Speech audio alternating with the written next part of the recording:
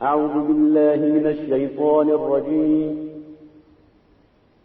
بسم الله الرحمن الرحيم. حتى إذا استيأس الرسل وظنوا أنهم قد كذبوا جاءهم نصرنا فنجي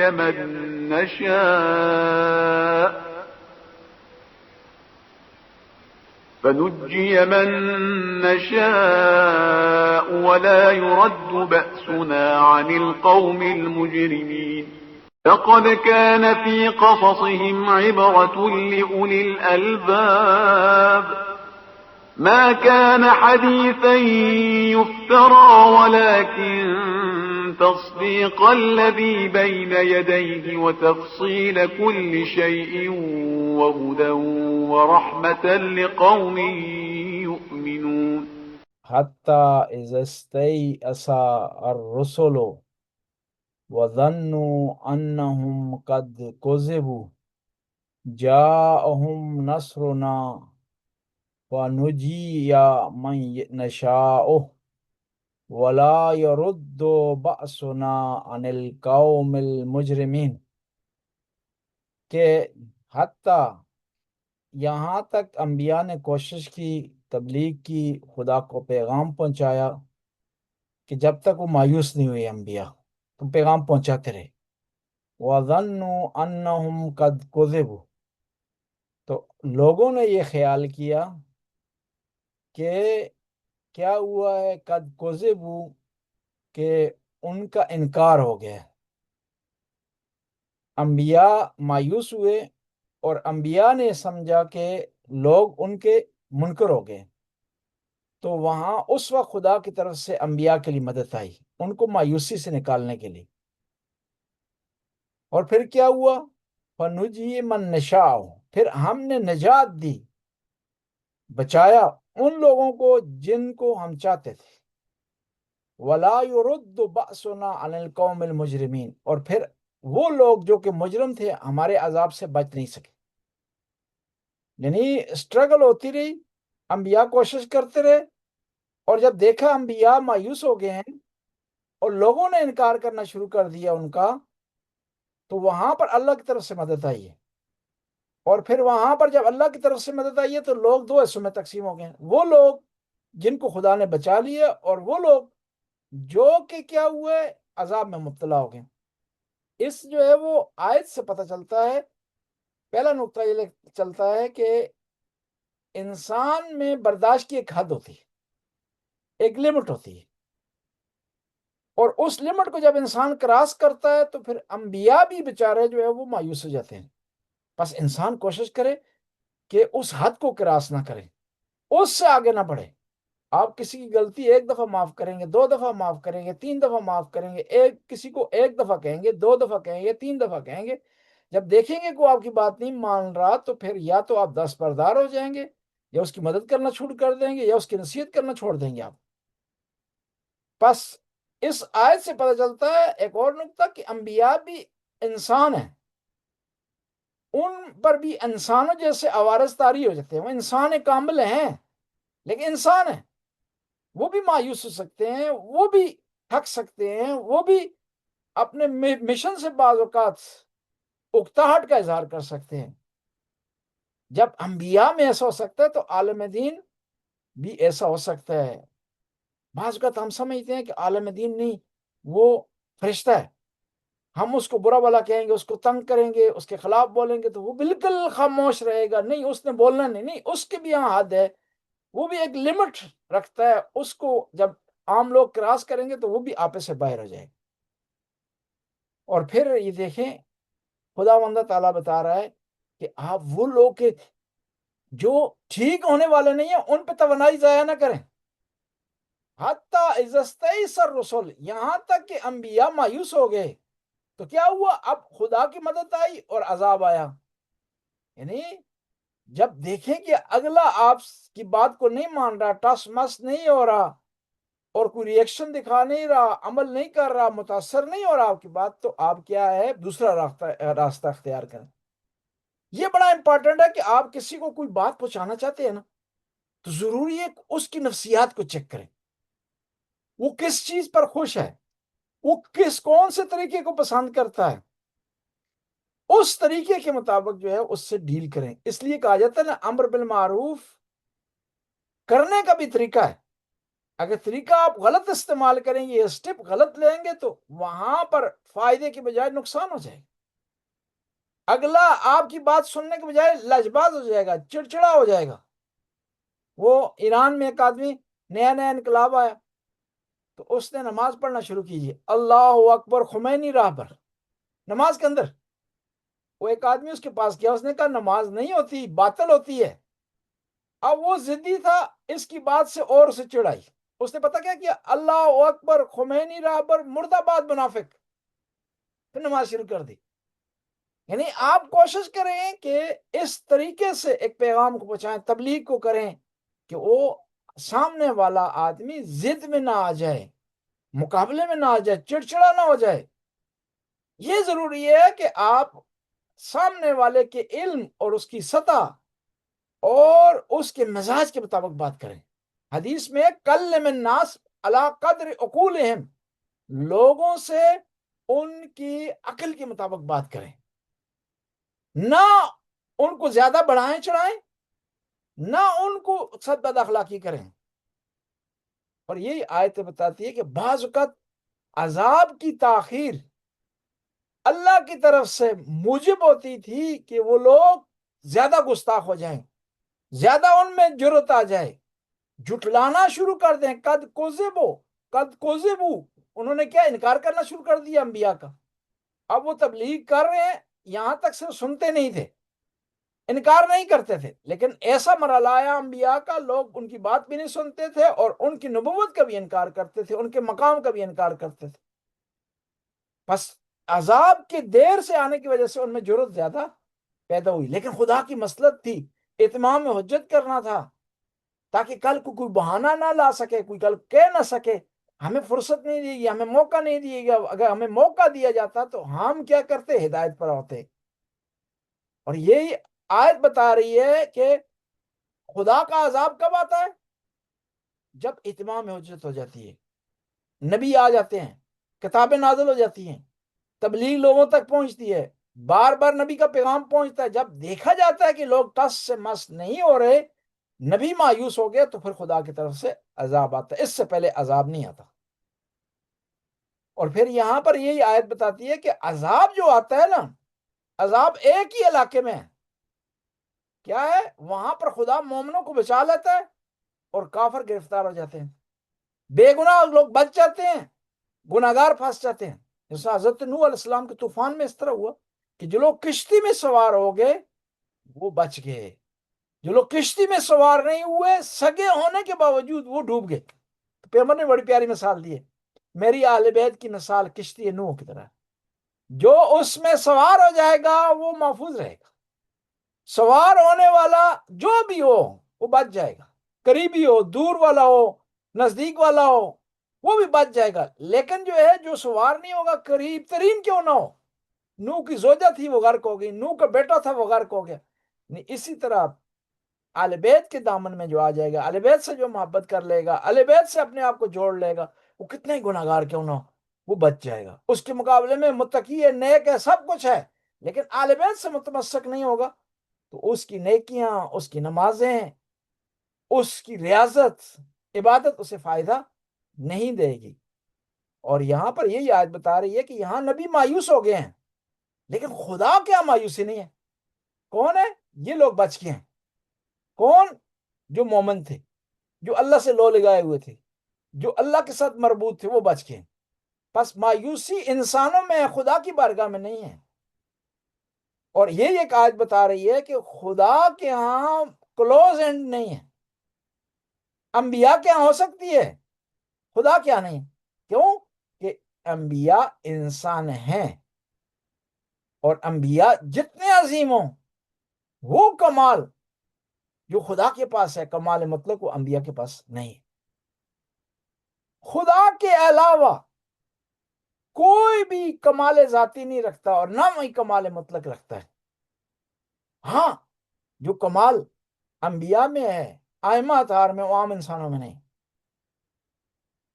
جو کمال امام حسین علیہ السلام میں ہے وہ خاتم الانبیاء کے علاوہ انبیاء میں نہیں۔ اور پھر یہی آیت بتا رہی ہے کہ جب خدا کا عذاب آتا ہے نا، اس سے کوئی بھی بچ نہیں سکتا، کوئی پاور نہیں بچا سکتی، کوئی قدرت نہیں ہے جو اس کو روک سکے۔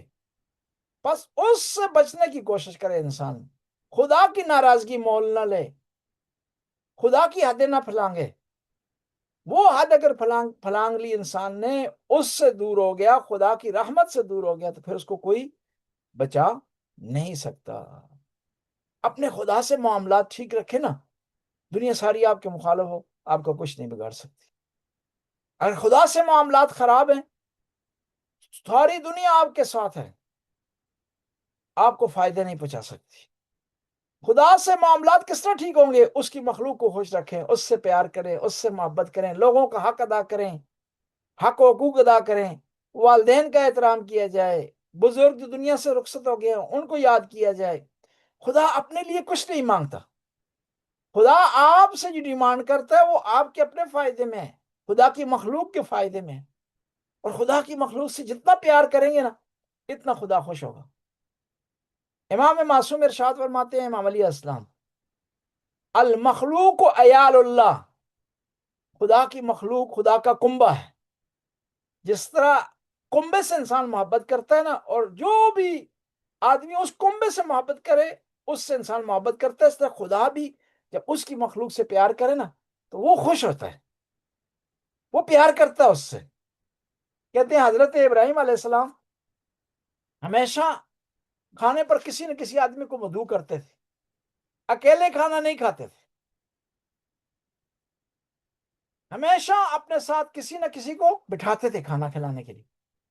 تو اب کیا ہوا، ایک دفعہ کوشش کی، انہوں نے اسٹرگل کی، کسی کو ڈھونڈے، کوئی نہیں ملا ان کو کھانے کے لیے۔ اب پریشان ہو گئے کہ اکیلا میں ہوں، کیسے کھانا کھاؤں؟ میں نے تو عادت کی ہے کہ خدا کے مخلوق کے ساتھ مل کر کے کھانا کھاؤں، یہ کیسے ہو سکتا ہے کہ میں اکیلا کھانا کھاؤں؟ اب کھڑے تھے راستے میں تو دیکھا ایک آدمی گزر رہا ہے، اس کو دعوت دی، اس کو دعوت دی اور کھانے پر وہ آ گیا۔ آنے کے بعد اسے کہتے ہیں کہ بسم اللہ پڑھ۔ اس نے کہا کہ میں آپ کے خدا کو مانتا ہی نہیں ہوں، میں کیوں بسم اللہ پڑھوں؟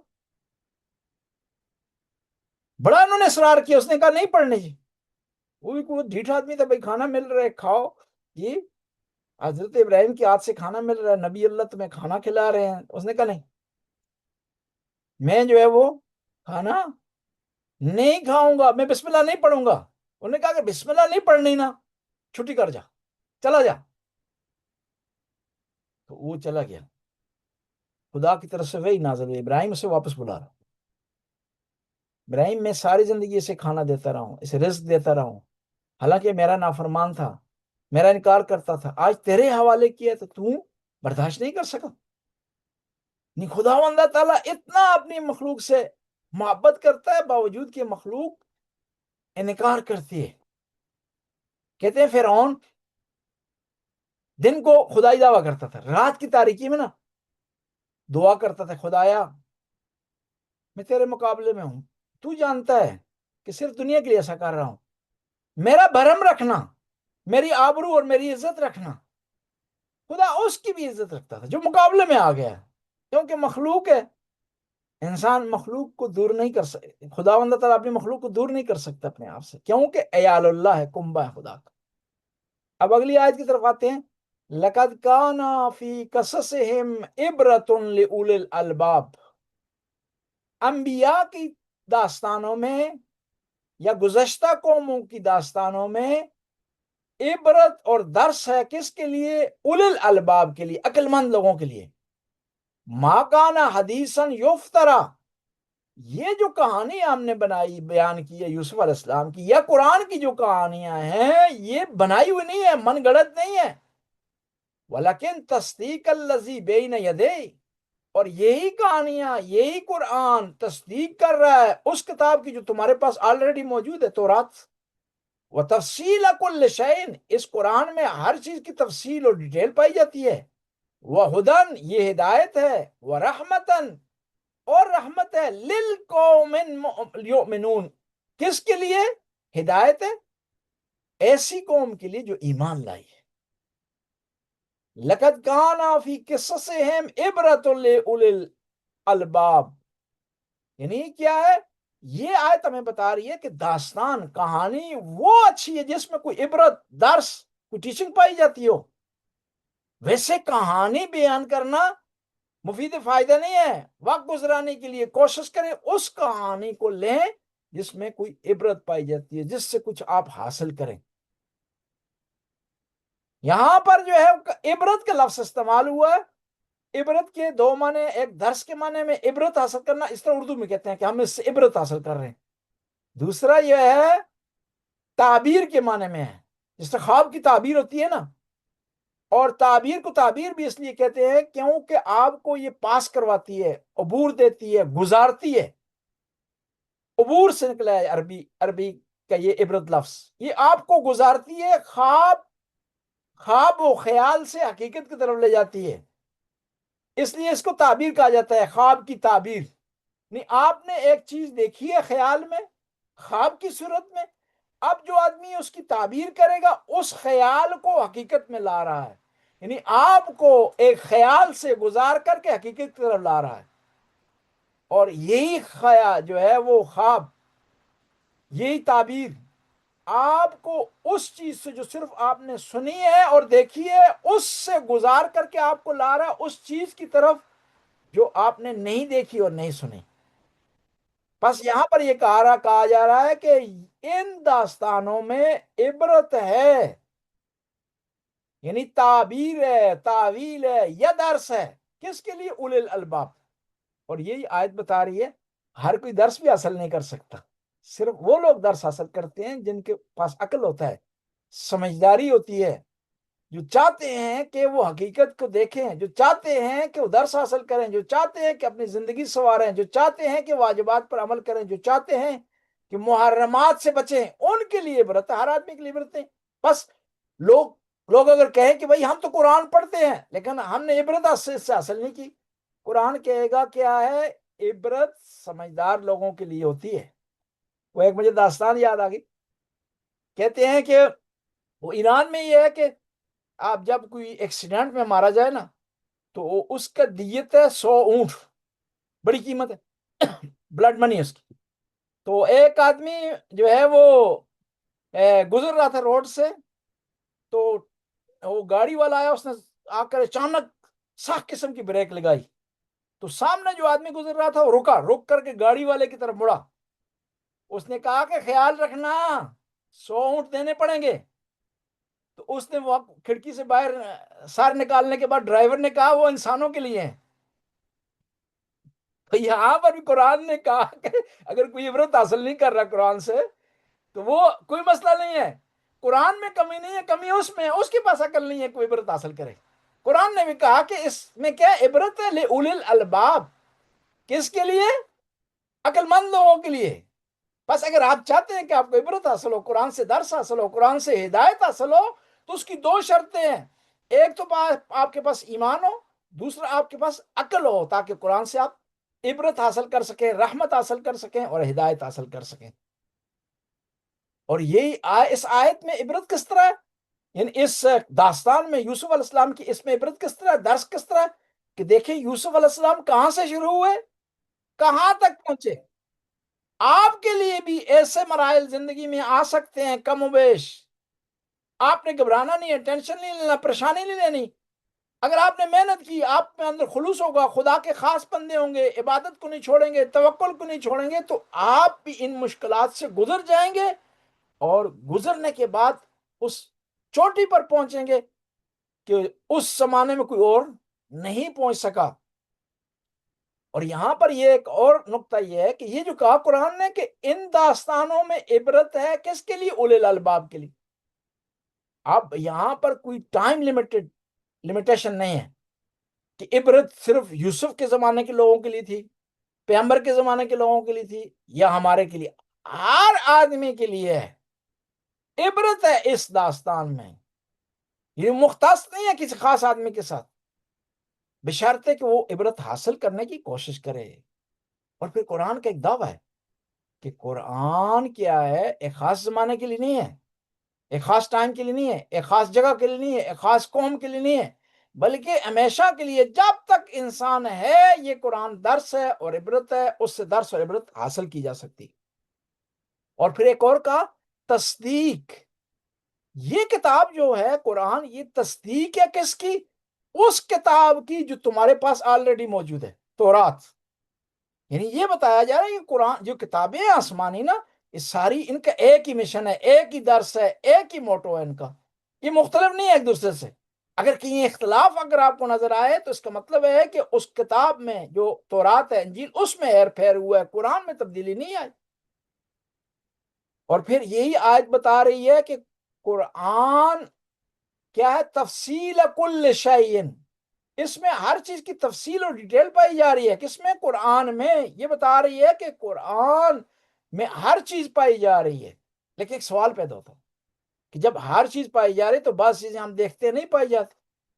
مثلا میڈیکل کے اصول وہاں پر سارے نہیں ہیں، آنکھوں کا جو علاج کروانا چاہتا ہے وہاں پر اس کی ڈیٹیل نہیں ہے، ایک ہارٹ کا پیشنٹ ہے وہاں نہیں لکھا ہوا کہ اس نے کون سی چیزیں کھانی ہیں کون سی نہیں کھانی۔ تو پھر کس طرح ہوا قرآن کہہ رہا ہے کہ اس میں ہر چیز ہے؟ نہیں، جواب اس کا یہ ہے، آپ سمجھے نہیں ہیں، قرآن کے موضوع کو سمجھیں گے تو تب آپ کو پتہ چلے گا۔ ایک کتاب ہے میڈیکل کی اور اس پہ لکھا جاتا ہے کہ یہاں اس میں ہر چیز لکھ دی گئی ہے، اس کا مطلب ہے میڈیکل سے متعلق ہر چیز لکھی گئی ہے۔ قرآن کا ٹائٹل ہے ہدی للمتقین، ہدایت کے لیے، پس ہر چیز جو ہدایت سے متعلق ہے وہ قرآن میں موجود ہے، نہ اس کے علاوہ۔ اور جہاں بعض اوقات بعض چیزیں بیان کی ہیں سائنس سے متعلق قرآن نے، وہ کہیں ضمناً بیان ہوئی ہیں، کہیں موضوع سے ٹچ لگتا تھا اس لیے بیان ہوئی ہیں، یا وہاں ہدایت کے لیے مدد لی جا سکتی تھی اس لیے بیان ہوئے ہیں۔ ورنہ قرآن اس لیے نہیں آیا کہ وہ آپ کی سبزی اور ٹماٹر بیچنے کا طریقہ آپ کو بتائے، وہ تو آپ آلریڈی خود جانتے ہیں۔ صحیح، خدا نے 2 آنکھیں دی ہیں، زبان دی ہے، مغز و دماغ دی ہے، آپ اس کو استعمال کر کے ان معاملات کو حل کر سکتے ہیں۔ جہاں آپ کو ہدایت کی ضرورت تھی، اس مدد کی ضرورت تھی، تو قرآن نے وہاں اس کو بیان کیا اور اس کی وضاحت کی ہے۔ اور یہ آیت بتا رہی ہے ہدن ورحمت للمؤمنین، خدا یہاں ہدن کا لفظ استعمال ہوئی، نہیں، خالص ہدایت ہے، اس میں کسی غل و غش کی گنجائش نہیں ہے، مکس نہیں کیا قرآن نے، ہدایت اور ضلالت کو مکس کر دے، ہدایت و گمراہی نہیں، خالص ہدایت پائی جاتی ہے قرآن میں۔ لیکن اس کے لیے اس کو حاصل کرنے کی شرائط ہیں۔ کیا شرط ہے؟ لِقَوْمٍ يُؤْمِنُونَ، یہ ہدایت ہے اس قوم کے لیے جو ایمان لائے، یعنی ایک ٹریک پہ چڑھ گیا ہے، اس کے اندر ایمان کی رتی پائی جاتی ہے، اس کے اندر آمادگی ہے، اس کے اندر زمینہ پایا جاتا ہے، گراؤنڈ پایا جاتا ہے، اس کو قرآن ہدایت کرے گا۔ لیکن جو آدمی انکار کر چکا ہے، لج بازی کر رہا ہے، ہدایت اسے چاہیے ہی نہیں، اس کو بار بار آفر ہو چکی ہے، اب وہ لج بازی ضد بازی پر ہے، پھر قرآن اس کو ہدایت نہیں کرے گا۔ اور پھر یہاں پر یہ کہا گیا کہ یہ کیا ہے؟ قرآن پہلے تو عبرت ہے، پھر یہ قرآن کی تصدیق کر رہا ہے، پھر یہ قرآن ہدایت ہے، وہ رحمت ہے، کس کے لیے؟ مومنین کے لیے۔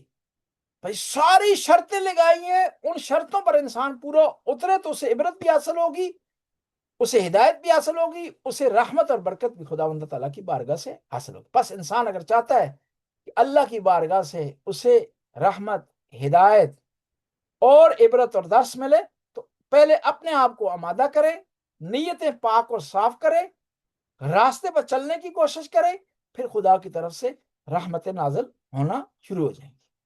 کہتے ہیں ہمت مرداں مدد خدا، کہ بشرط کہ انسان ہمت کرے تو پھر خدا کی طرف سے مدد آئے گی۔ یہاں پر آج مکمل کرتے ہیں۔